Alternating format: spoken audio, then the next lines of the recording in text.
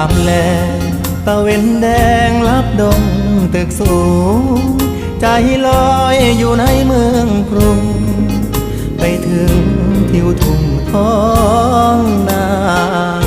คือทอดแม่พ่อสบายบ่น้อยามลูกจากมาฝาเฮือนแอมตองมุงยาหลับตายังจำฝังใจมาอยู่เมืองไกลบ่อุ่นใจคืออยู่บ้านเฮา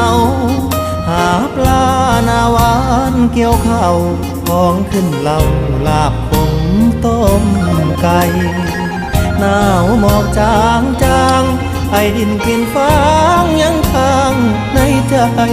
หอมเอ่ยหอมกลิ่นเข้ามาน้ำตาสิไหลย้ำคือทอดบาน